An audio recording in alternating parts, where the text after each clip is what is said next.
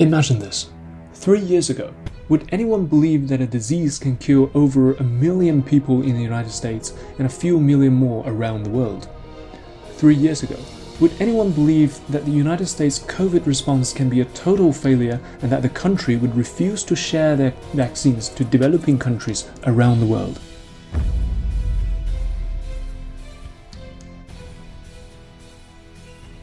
I'm Dr. Margaret Flowers. I'm a pediatrician based in Baltimore, Maryland, in the United States.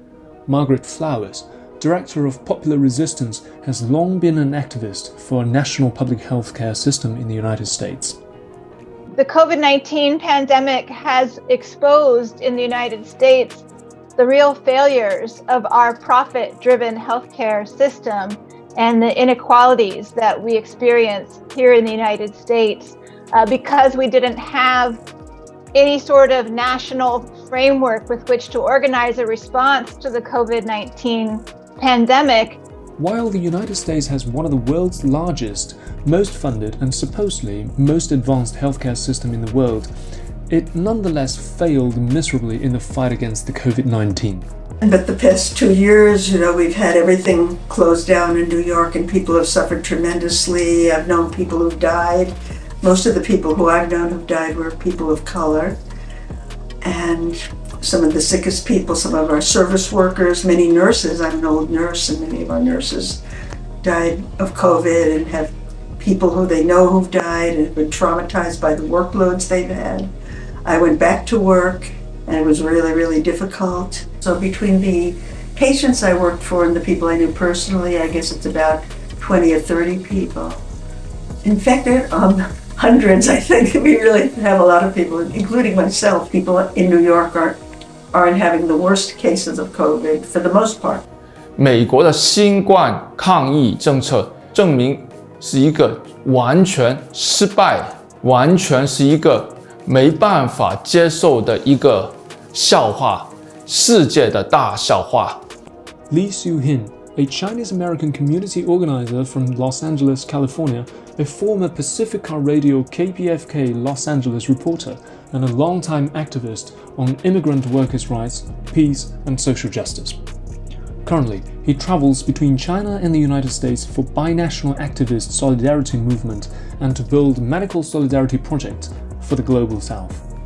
The U.S. has accounted for 1/6 of recorded global cases and deaths, with just 4% of the global population.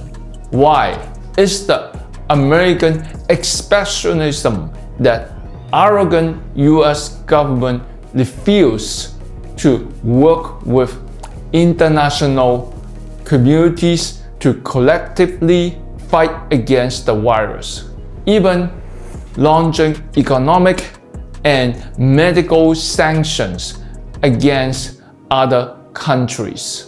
当美国说所谓的中国病毒论这种方言，在过去3年，美国和西方国家其实他们就是正在向全世界散毒播毒，包括这几年以来，中美之间，美国有很多回到中国的旅客，在机场新冠检测的时候发现阳性。So from the beginning, this different approach of China in conditions of quarantine with an unknown virus and how to coordinate the testing, how to utilize masking and emergency measures was completely different from the U.S. and also the European imperialist powers. Sara Flounders. Hello, I'm Sara Flounders, a political activist and organizer in the United States. I work with the International Action Center, the United National Anti-War Coalition. I'm a contributing editor to Workers' World newspaper, and I've been active for decades in people's struggles in the U.S. and against endless U.S. wars. At this point now, in the United States, there is a complete ignoring of the impact of COVID. The message again and again is just go on with life. People are not wearing masks. even on public transportation, in large sports and concert and music gatherings. It's rare to see people wearing masks or taking any precautions whatsoever. Now, why is this?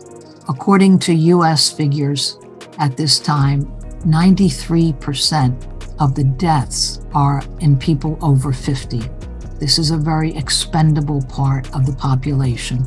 The deaths are also among people with pre-existing conditions, for that is considered a drain on the economy. Again, it's people who are expendable. So life is going on in the midst of COVID pandemic. It's the U.S. capitalist greed and COVID racism caused more inner city poor people of color communities and other people died from the pandemic. 疫苗帝国主义，美国奉行的这个政策，把全世界很急需的疫苗大量的采购，大量的囤积，造成疫苗在南方国家不够，买不到，或者是就算想买，也买不到很便宜的价钱。There were shortages throughout the country of basic supplies to protect our healthcare workers, and counties and states fighting with each other and making deals, in secret to try to get the equipment that they needed to deal with the pandemic. For the long time in the United States, we have had, really from the beginning of the country, inequalities in the treatment of people based on their race and based on their income. And this has played out in a devastating way in the COVID-19 pandemic, where communities, Black and Brown communities, have really faced the brunt, and Native American and Alaskan communities have really faced the brunt of this pandemic. For a number of reasons. One reason is that there were barriers for getting vaccination and treatment. So people need access to the internet and really took quite a bit of time to make an appointment for vaccination. And this is something particularly difficult for people who have more than one job, who take care of their families, and who don't have easy and reliable access to the internet. They're not able to make appointments. But there was also a lot of mistrust in the healthcare system of the United States in general, because it is driven by profit and not by the needs of the people. This is particularly true for the Black and the Brown communities, who have been historically discriminated against in our healthcare system and thus have an innate mistrust to the system. There was a lot of misinformation going around about medications, about vaccinations, about how serious the pandemic was, and all of these create doubts and deteriorate the mistrust that people have in our healthcare system. Sadly, up till now, the white people are even more likely to die from the COVID than people of color. Because of the anti-vax movement, many white people refuse to be vaccinated. As a result, many vaccines have been wasted and not enough people take the jab. It's true that former President Donald Trump is responsible for most of the blame of the US COVID disaster. But be honest, President Biden also shared many blame as well. It's the fact that under his administration, more people infected and died from the COVID for the past 2 years. Here's the one head who spread the false endemic myth, lifting almost all COVID restrictions and taking away the pandemic emergency funds to support the US NATO proxy war in Ukraine. So there was really no set system in the United States to give clear, accurate, timely information and to get the supplies, including vaccines, to the places where they were needed the most.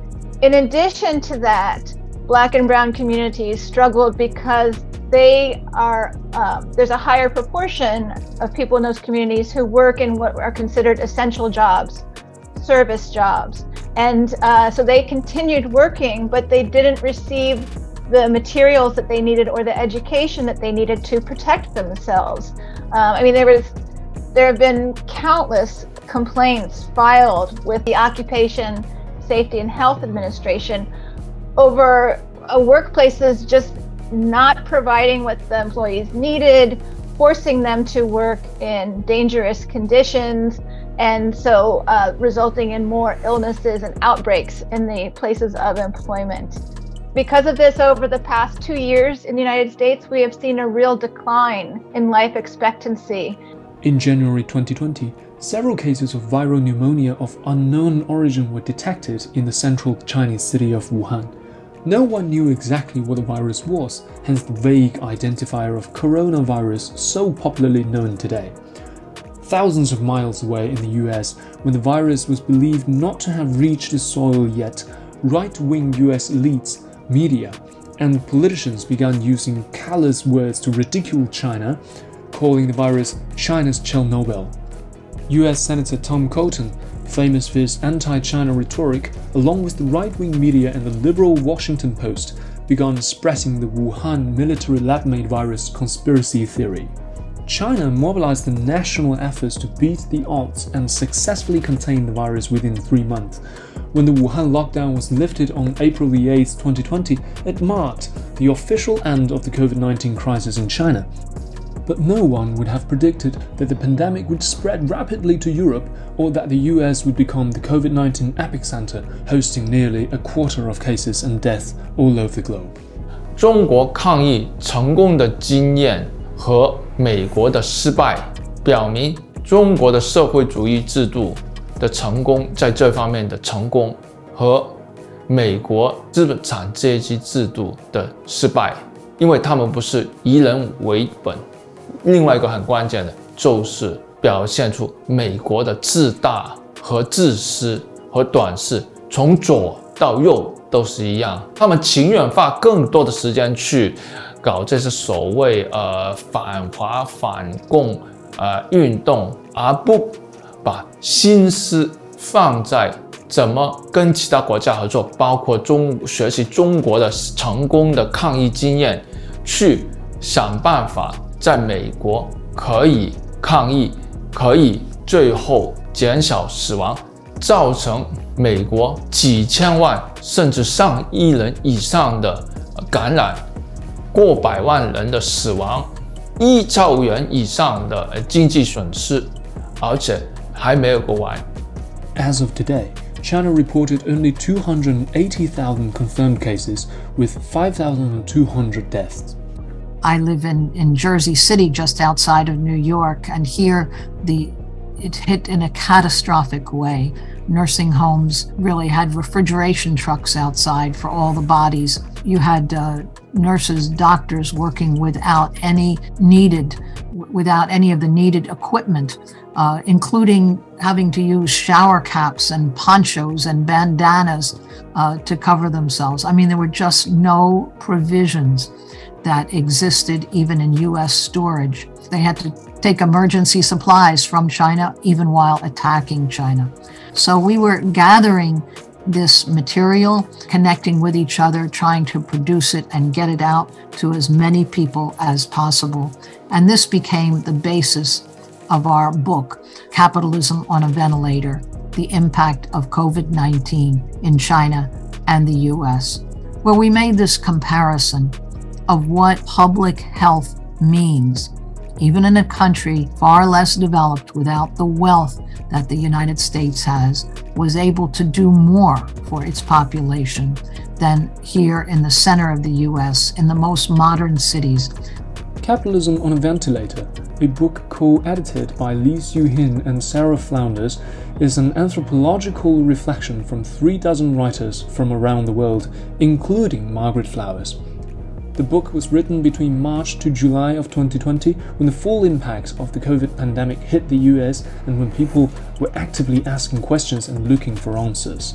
The book was published in September 2020, but Amazon quickly banned the book from their website within 2 weeks.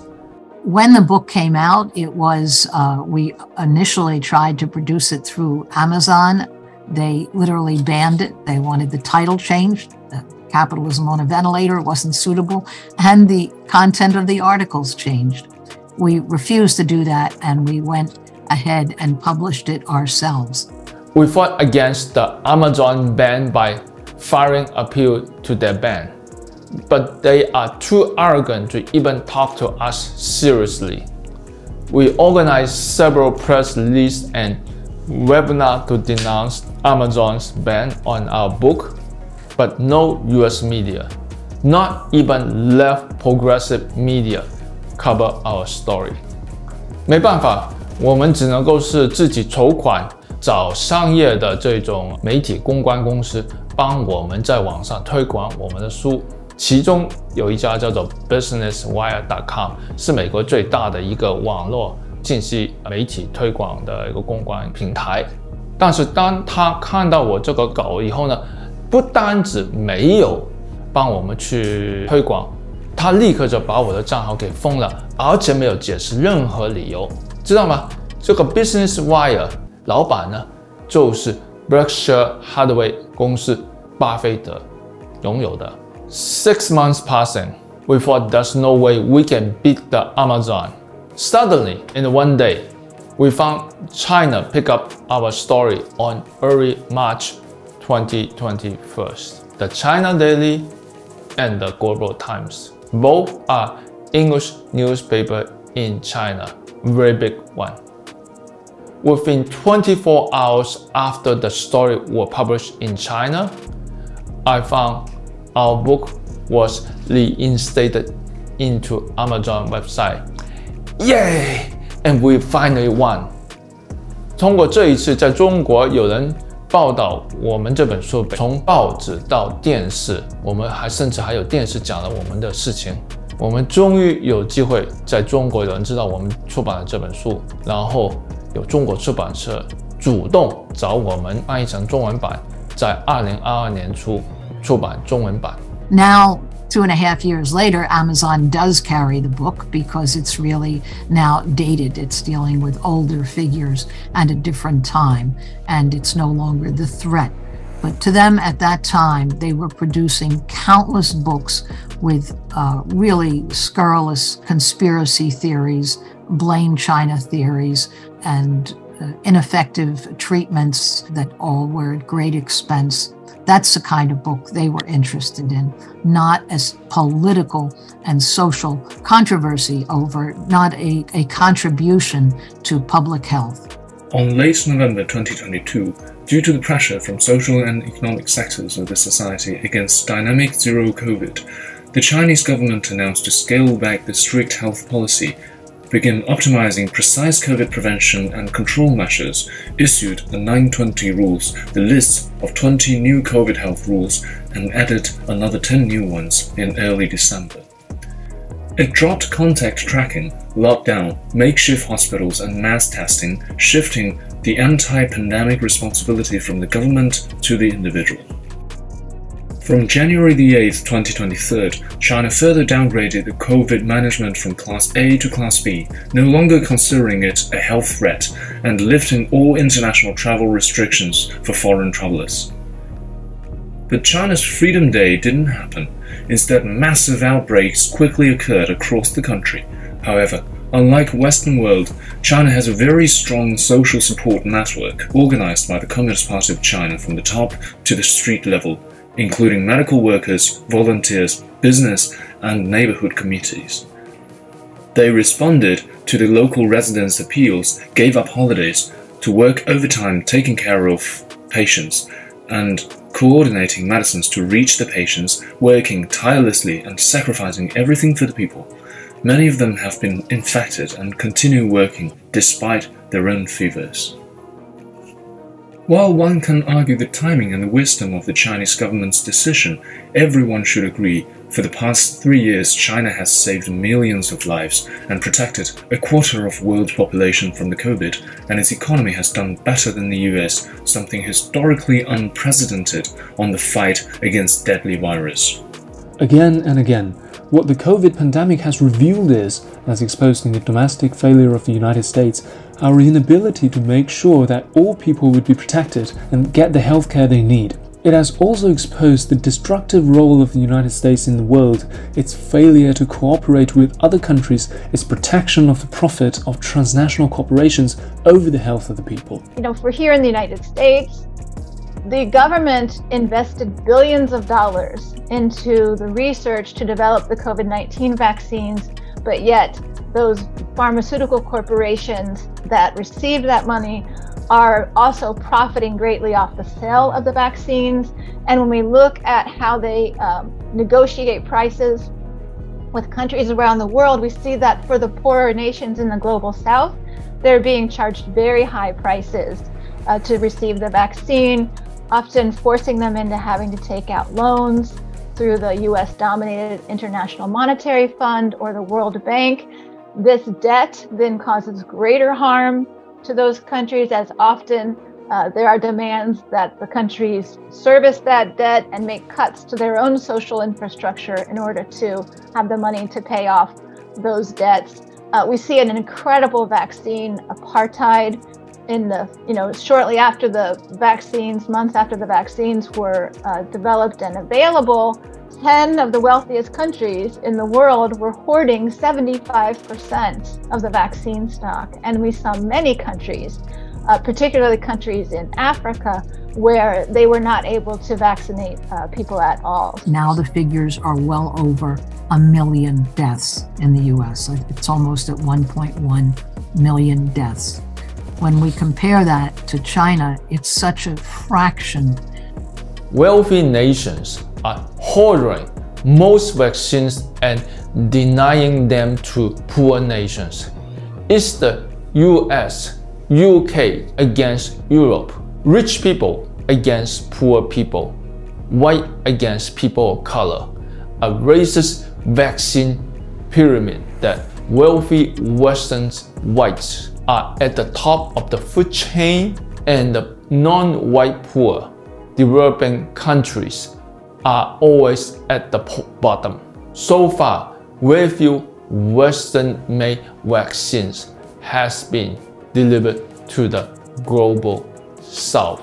The terms vaccine imperialism and distribution racism are based on rich countries buying up most Western-made vaccines, far more than they need, leaving very few for developing countries. 怎么可以做得到一个公平的疫苗分配给全世界？世界卫生组织跟 Gavi 和 CEPI 组成的 COVAX， 希望分配21支疫苗给190个国家，在1年以内，特别给92个最贫穷的国家，当98个相对比较富有的国家可以成就疫苗分配公平。However, order doesn't mean they have received the vaccines or even will receive them soon. At the February 19 United Nations meeting on COVID vaccines, UN Secretary General Antonio Guterres sharply criticized the widely uneven and unfair distribution of COVID vaccines, in which only 10 countries in the world, notably the US, Canada, and 8 Western European countries, have taken 75% of all vaccines doses, while 130 other countries have received not a single doses.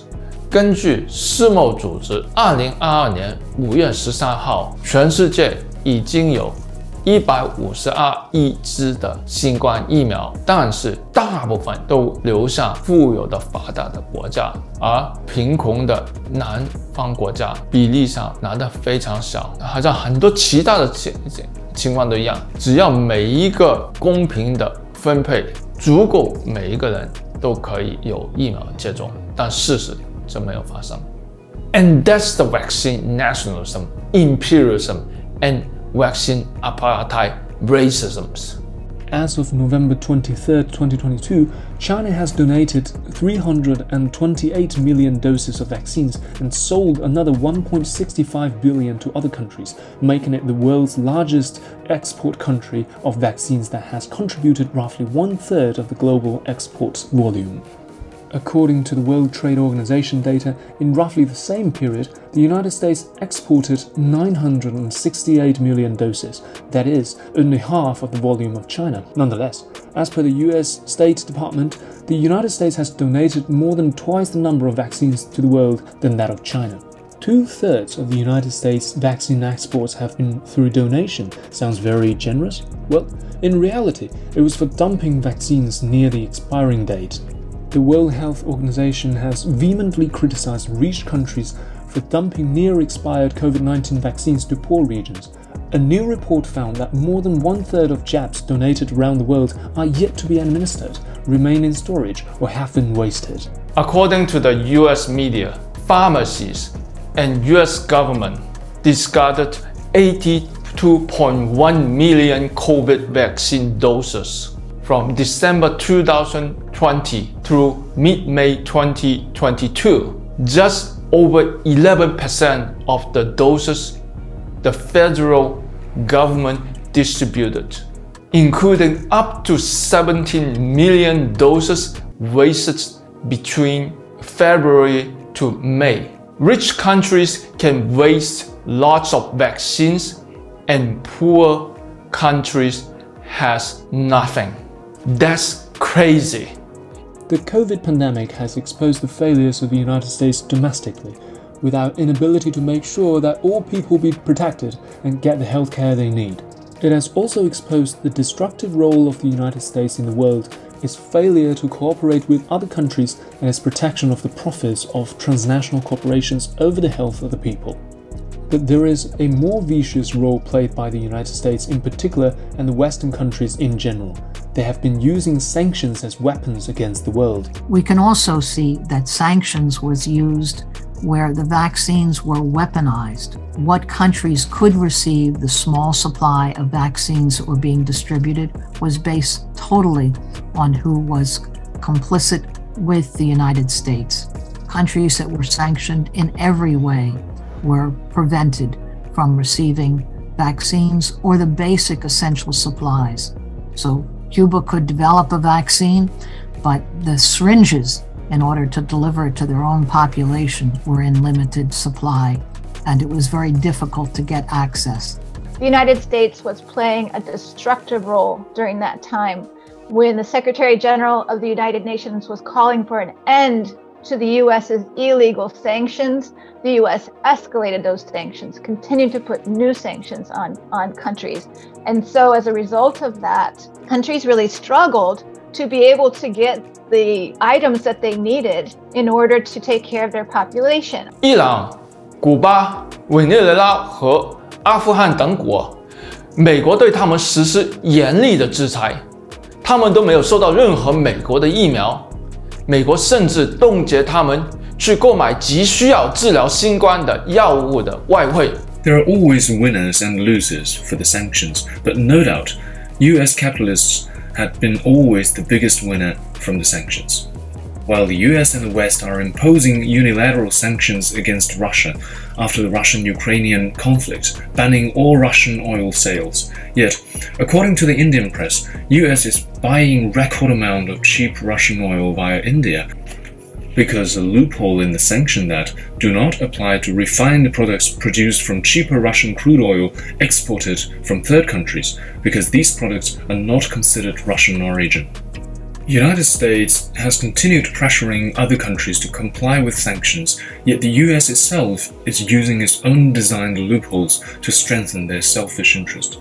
United States has been using the same dirty trick, using sanctions to force every country cannot buy for the sanctioned country, while US itself buying goods from the country they sanctioned for discounted price. During late 1990s, when the United Nations imposed sanctions by the demand of the United States and the West following Iraq invaded Kuwait 10 years earlier, under the UN program, Iraq can only sell its oil to the international market with discounted price through the UN Oil for Food program. US, while officially imposing oil embargo against Iraq at that time, secretly buying large amounts of Iraqi oil under the UN program with cheaper price. It sends a clear message to the world. The United States can use its military and political muscle to further its own economic interests. By undermining the international oil price, it sends an unquestionable message to the world. America is the only country that will decide who can produce, who can sell, and who can buy at what price. The brutal UN-US Western imposed Iraq sanctions had caused 500,000 Iraqi children died during the 1990s. When asked by the reporter during a TV interview, then US Secretary of State Madeleine Albright spelled out the infamous "We think the price is worth it" quote. In the days since the pandemic has ebbed back in national attention, we have very consciously moved forward with a campaign against US use of sanctions. But even this has now changed globally. The war in the Ukraine, the brutal NATO expansion into the Ukraine, the arming and weaponizing of the people in Ukraine, the firing on the Russian population in Ukraine, all of this created a crisis that could not be avoided. According to Sanction Kills, an international campaign organized by many peace and justice organizations and activists, including Sara Flounders, Margaret and Lee Siu Hin, to criticize Western countries using sanctions as weapons against the world. Sanctions are essentially the imposition of arbitrary measures creating inhumane economic hardship on a targeted country.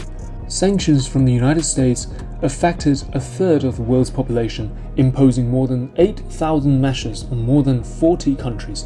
Economic sanctions are also known as embargoes.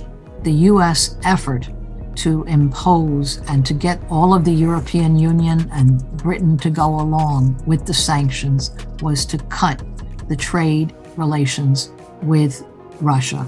A very different thing happened though, and that is the rest of the world refused to go along with US sanctions because they were still able to trade with China and have economic relations and exchange. And so sanctions on Russia, and now new, even extensive sanctions on China, are not succeeding. The people of the world increasingly are deciding to do what is in their own interests. They have a population to feed, and they need food, fertilizer, technology, and they can't get that from the West except by onerous conditions that are an assault on their sovereignty. So we have produced a new book, which is an anthology looking at the both difference that exists now and also looking at sanctions as a weapon that is used again and again against. There's a whole study of the impact of US and UN sanctions on the Democratic People's Republic of Korea, on Iran, on still today the continuing sanctions on Syria, and so on. But the more than 40 countries is a real theme that we take. The number of countries that are impacted affects a whole economy regionally. So we're trying to explain this to working people here, that these sanctions come back, they boomerang onto the economy here with increasing inflation, recession that really people are coping with in the layoffs and in an intensely fragile economy. Sanctions, a wrecking ball in a global economy, is a book with several dozen writers, include Sara Flounders, Margaret, and me. Comprehensive analysis against Western sanctions against other countries. The impact of sanctions on more than 40 developing and formerly colonized countries, countries 1/3 of the world population, was barely discussed in mainstream media for decades. The book invited dozen activists from the Americas, Asia, Middle East and Africa to discuss the devastating impact of US sanctions on other regions. With Margaret Flowers wrote Sanctions Kill Toolkit to understand the history of US sanctions and why we need to be against it. I think, a necessity for the workers' movement in the U.S. to explain to working people that racism, that bigotry, that attacks on another country are not in their own interests. And this really helps to combat also the anti-China sentiment that is being consciously whipped up every single day by the media. It's used to justify the new rounds of sanctions on China, whether it's in chips or whether it is in cotton from Xinjiang. Every form of U.S. policy is to intensify and to justify sanctions. And we feel that this has to be combated within the United States. This has to be explained again and again. The books are one way, the webinars are another, the demonstrations and rallies are still another. But it's important for working people to have their own voice in this, and not only the voice of corporate power.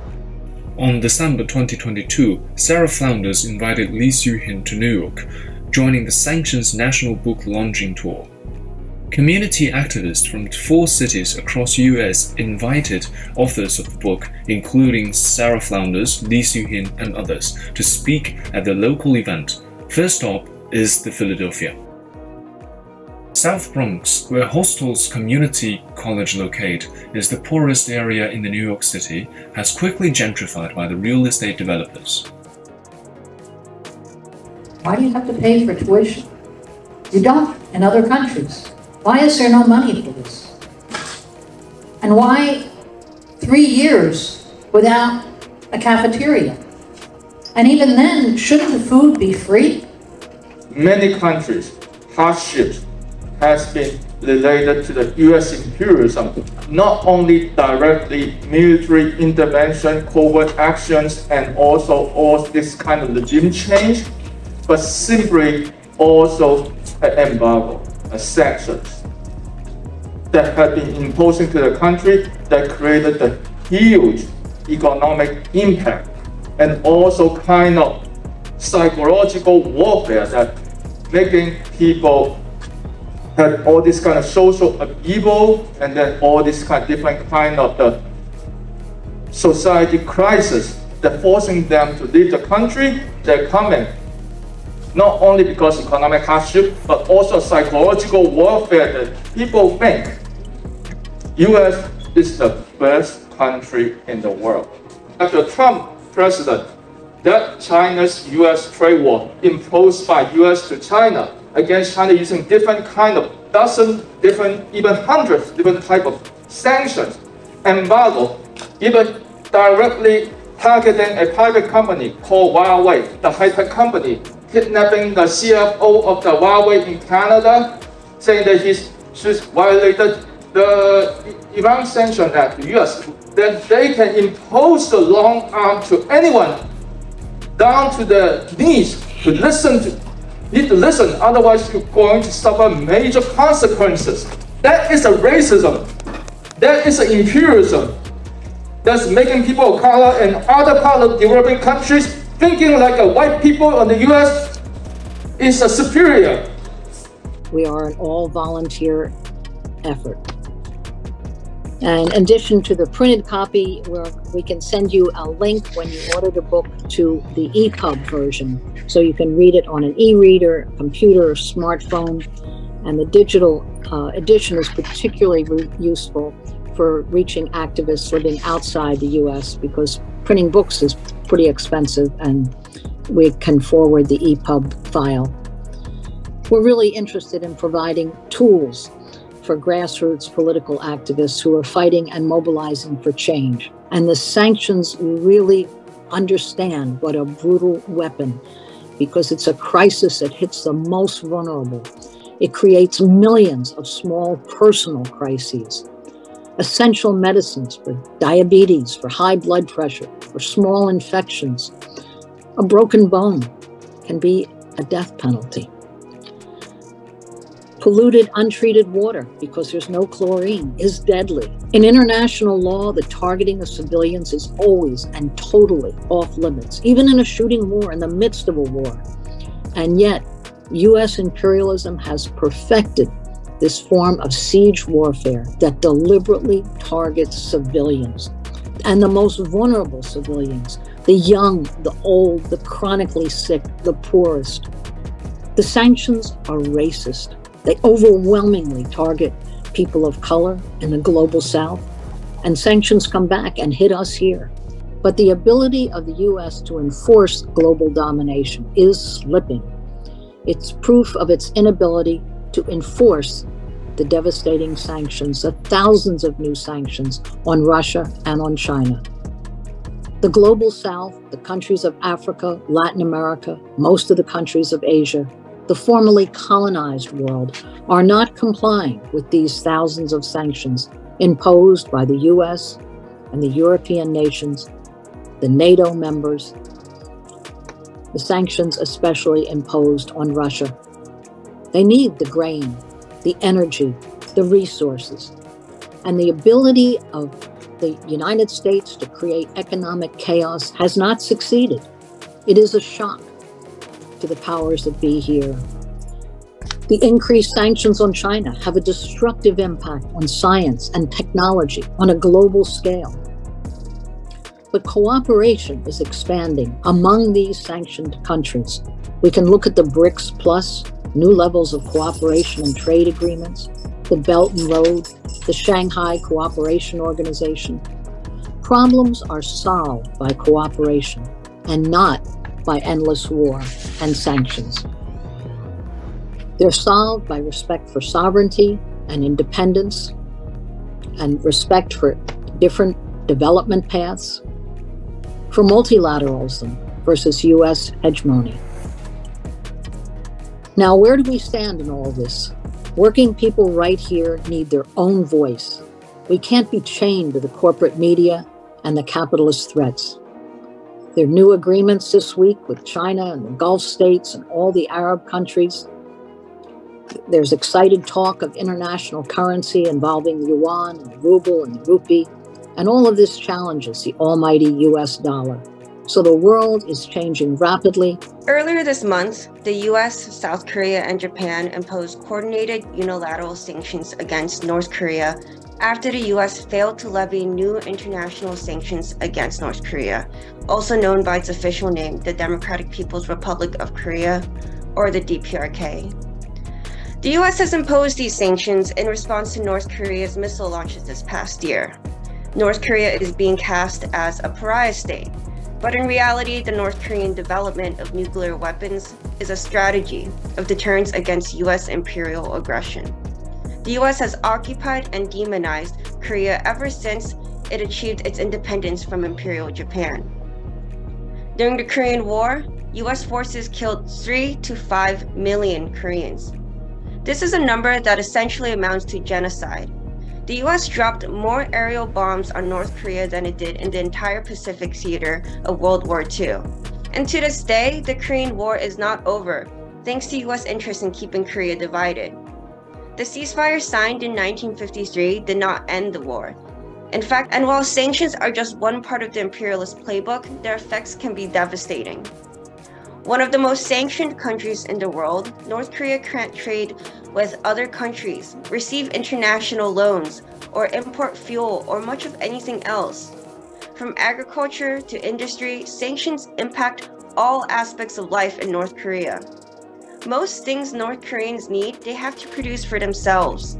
There is no getting it from somewhere else. Sanctions impact water, sanitation, hygiene, and healthcare infrastructure. According to UNICEF, over 9.75 million people do not have access to safely managed drinking water. Crucially, one of the many types of items that North Korea is banned from importing due to sanctions is water sanitation equipment. Under sanctions, seeds, fertilizers, and agricultural equipment and other types of machinery are banned. And contrary to popular narratives that claim North Korea's government is intentionally withholding food from its population, food insecurity in the country is driven by a lack of access to modern agricultural equipment and techniques, and is amplified by natural disasters and the impacts of climate change. The U.S. condemns human rights in North Korea, yet in the same breath, it violates those very rights by imposing deadly sanctions. The US claims to want to end the Korean War, yet in the same breath, the US imposes greater sanctions as an act of warfare, knowing full well that North Korea sees lifting sanctions as a precondition to negotiations to ending the war. We must not be fooled by the rhetoric of the United States, but look instead at its actions. And despite these repressive US policies, North Korea has resisted sanctions and managed to hold its own and provide for its people. The North Korean people themselves continue to stay resilient and adapt to the many challenges they face, through remarkable advancements in agriculture, energy, and textile and steel production. Sanctions will continue to serve as a major barrier to renewing peace talks between the two Koreas. We must organize against imperialist sanctions in order to achieve peace, liberation, and reunification in Korea. The People's Forum, one of the most famous progressive activist gathering place in New York City, they have meeting rooms, library, coffee house, and book publisher. Next up, we're going to hear from about another country, resilient and determined, by Roger Wareham of the December 12th movement, who has organized solidarity with Zimbabwe under sanctions for decades. The largest number, actually, of sanctioned countries are African countries. It's a new colonialism. It's meant to divide and redivide, but particularly the campaign around Zimbabwe, I think, stands out some of the strongest of the sanctions. So, Roger. Thank you. Thank you for inviting us to participate in this campaign, the campaign inviting us to participate in the campaign. Until recently, particularly in the left, the sanctions on Zimbabwe were not really well known. And as Sara was pointing out, the U.S. rationale for imposing sanctions is that the targeted country or the targeted people pose a national threat to U.S. security or pose a threat to U.S. national security.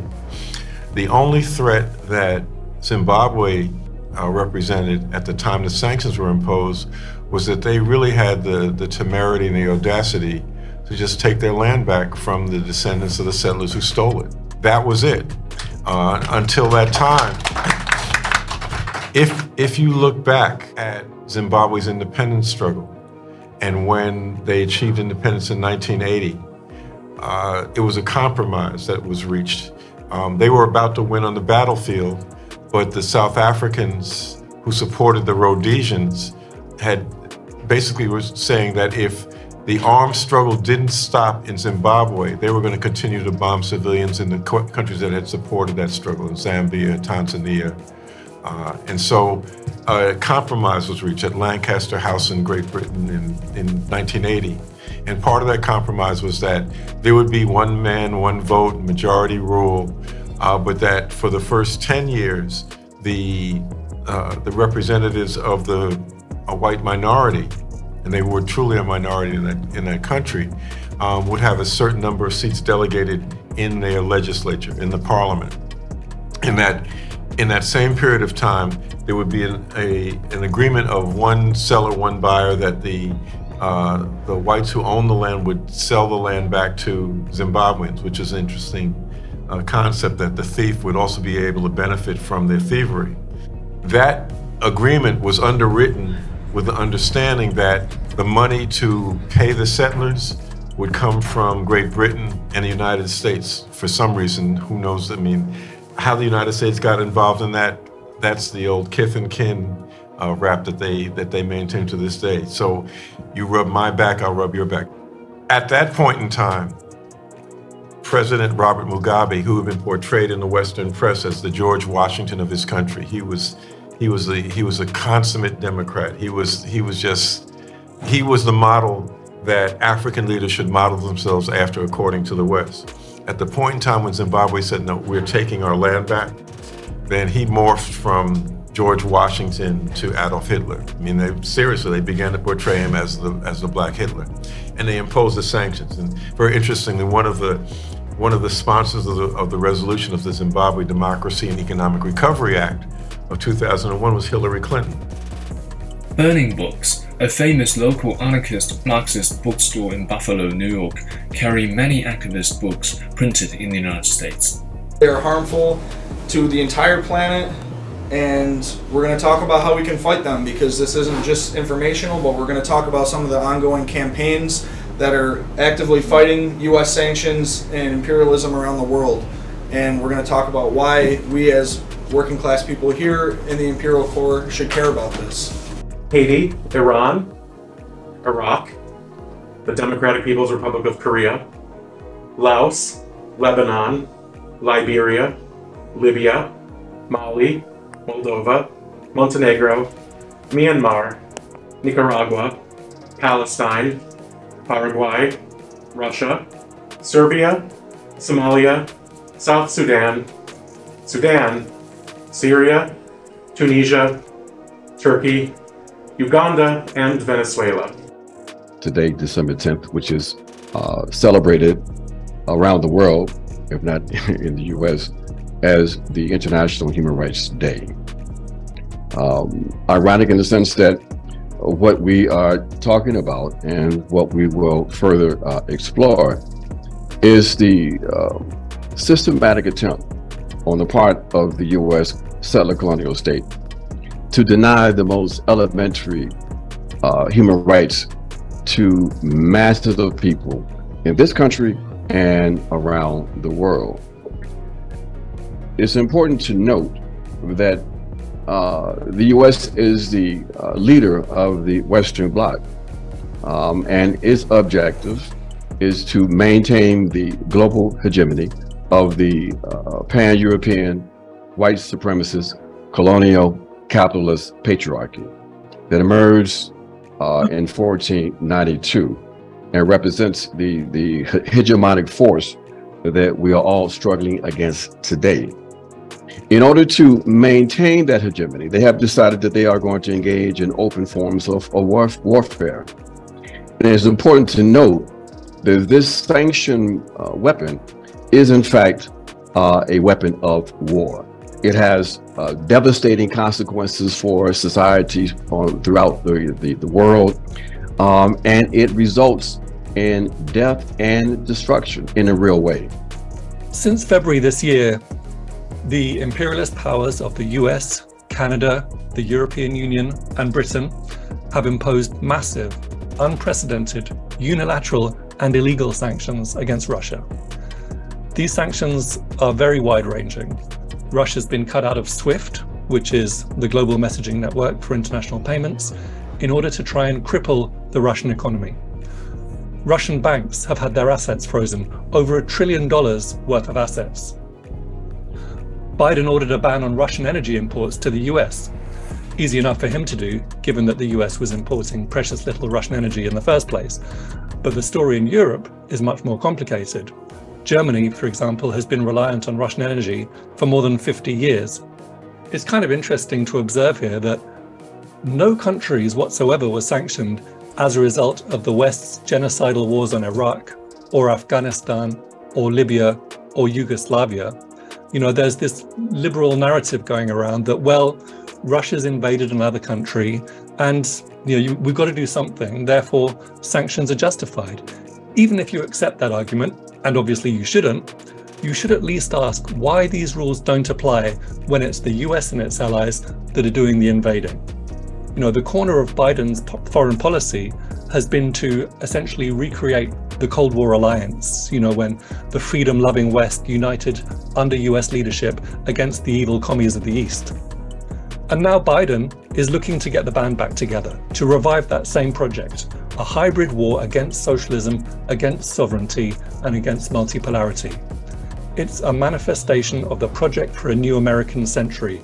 Now that was a neocon project, a neocon concept, a Rumsfeld, Cheney, Wolfowitz concept, but it's been taken up by successive Democratic and Republican administrations. As far as foreign policy is concerned, there's only one party, the War Party.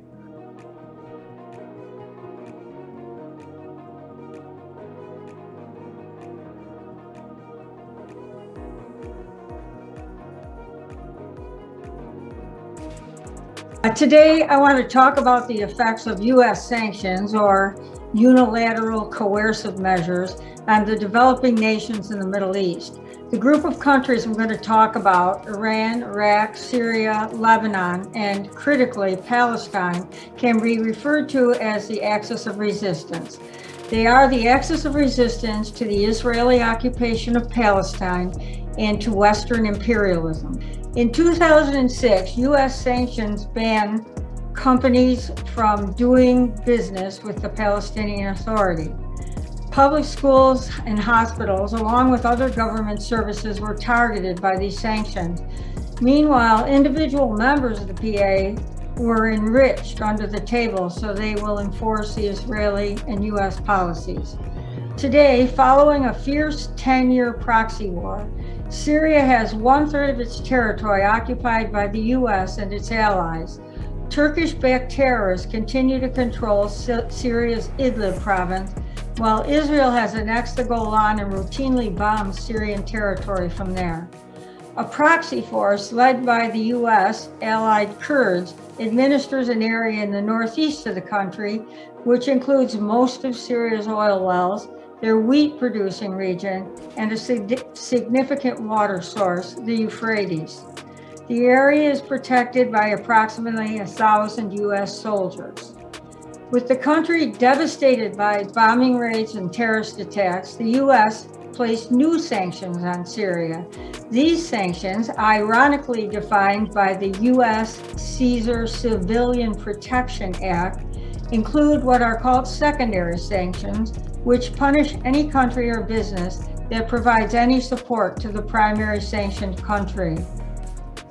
Meanwhile, the Caesar sanctions are specifically tailored to prohibit reconstruction in Syria.